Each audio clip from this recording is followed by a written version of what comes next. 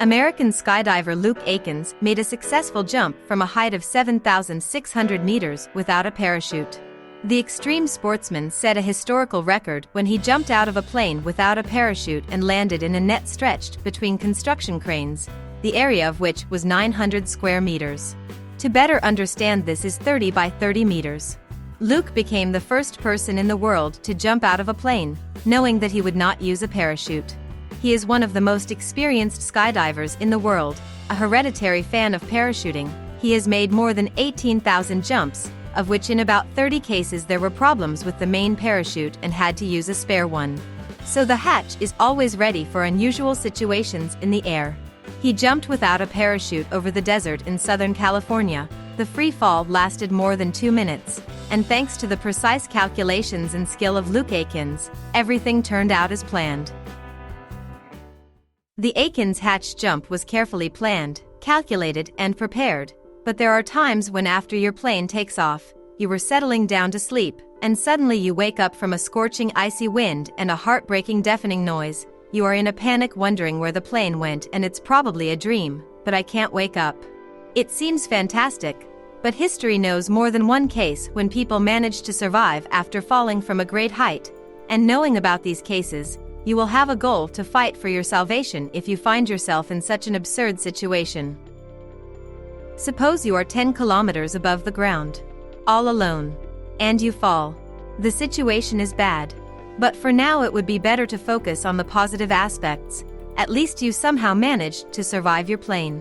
Gravity is now your fierce enemy, but you have another ally: time. Believe it or not, your current situation is much better than if you fell from the 5th floor balcony. More precisely, your situation will become better.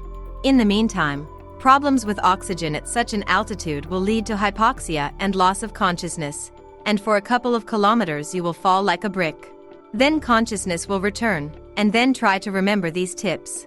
However, in any case, you will never miss the final stop, that is, the ground. To fall from an airplane.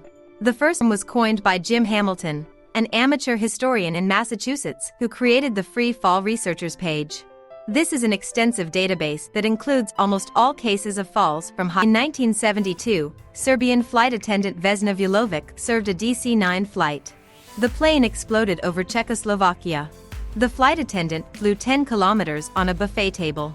She landed on a snow-covered mountain slope and slid along it for a long time before coming to a complete stop. As a result, she was seriously injured, but survived.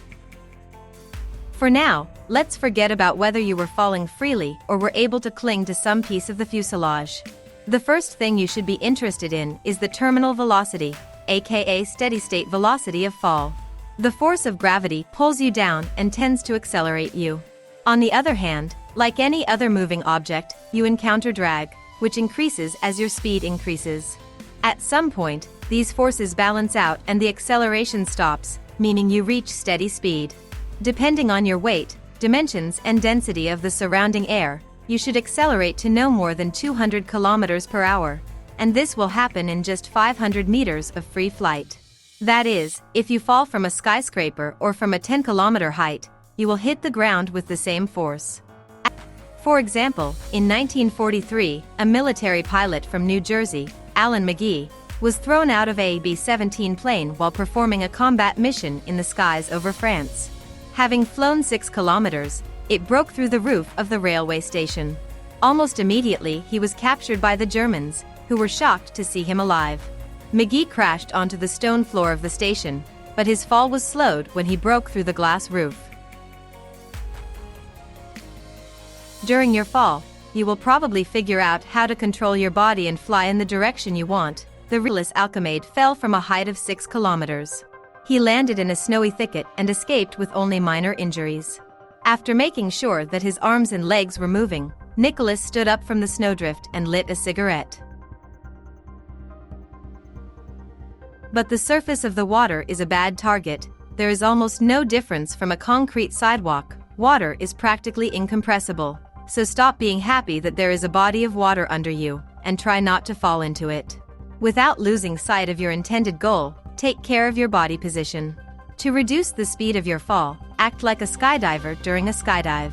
Spread your legs and arms wider, throw your head back higher, straighten your shoulders, and you will naturally turn your chest towards the ground. Your drag will immediately increase, and there will be room for maneuver. The main thing is not to relax. But there is one problem. In your predicament, the question of how best to land has not been fully resolved. In an attempt to avoid injuries, load distribution and their compensation play a big role. Hence the recommendation, you need to fall flat. On the other hand, a 1963 report published by the Federal Aviation Administration states that the optimal formation for life preservation is the classic formation adopted among skydivers: legs together, knees high, shins pressed to the hips. The same source notes that survival in a disaster is greatly facilitated by training in sports such as wrestling or acrobatics. In general, the final decision is yours. Japanese skydiver Yasuhiro Kubo trains like this. He throws his parachute out of the plane and then jumps out himself. Delaying the process to the limit, he catches up with his equipment, puts it on and then pulls the ring. In 2000, Kubo jumped out at an altitude of 3 kilometers and spent 50 seconds in free fall until he caught up with the backpack with his parachute. He worked out how to control his body in the air to perfection, but not one technique will help to practice meeting the ground without a parachute. The chances of a successful outcome are very small, but they still exist, and if you find yourself in such a situation, it's worth spending the last minutes in the fight for the rescue and hitting the back of the head or the top of the skull. Statistics show that in the event of a disaster, it is more profitable to be a member of the crew or a child, and if there is a choice, it is better to crash on a military aircraft. Over the past 40 years, there have been at least 12 plane crashes with only one survivor. On this list, 4 were crew members and 7 were passengers under the age of 18. Among the survivors is Mohammed El Fateh Osman, a 2-year-old child who survived the Boeing crash in Sudan in 2003 by landing in the wreckage. Last June, when a Yemenia Airways jet crashed near the Comoros Islands, 14-year-old Bahia Bakari was the only survivor. Research from the same Federal Aviation Agency notes that children, especially under the age of 4, have more flexible bones, more relaxed muscles and a higher percentage of subcutaneous fat, which effectively protects internal organs. Small people, as long as their head does not protrude from the backs of airplane seats, are well protected from flying debris. With a small body weight, the steady-state fall speed will be lower, and a smaller frontal cross-section reduces the chance of running into some sharp object when landing. Let's assume that all stages of your fall went well. Thanks to an incredible miracle you remained alive, but it may happen that you find yourself in a hard-to-reach place, hundreds of kilometers from some settlements, and rescuers don't even expect to find someone alive. You have 2 options: sit next to the wreckage of the plane and wait for help, or if the wreckage has scattered tens of kilometers, then again you will have to rely only on yourself, as happened with Juliana Kopka. In 1971, on Christmas Eve, she was flying on a plane when the airliner exploded somewhere over the Amazon. The 17-year-old German woman woke up the next morning in the dense jungle. She was strapped into her seat and there were piles of Christmas presents lying around. She was not at a loss and remembered the advice of her father, a biologist who once said, "If you are lost in the jungle, always follow the flow of water in the nearest river, and you will come out to people." She walked along forest streams that gradually merged into rivers, avoided crocodiles, and beat the shallow water with a stick to scare away the stingrays. Somewhere, she tripped, she lost a shoe, and all she had left was a torn miniskirt.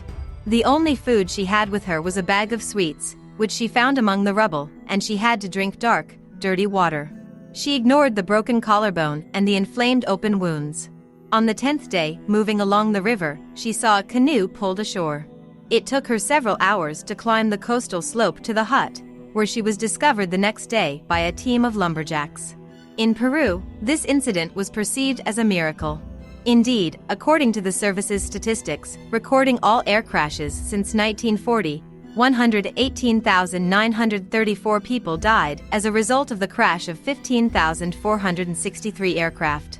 Even if we add to this number the parachutists whose parachutes did not open, only 157 lucky ones are able to tell about the miracle that happened to them. Of these, 42 were survivors of a fall from a height of more than 3 kilometers. But aren't these numbers a reason not to lose heart in such an unlikely situation?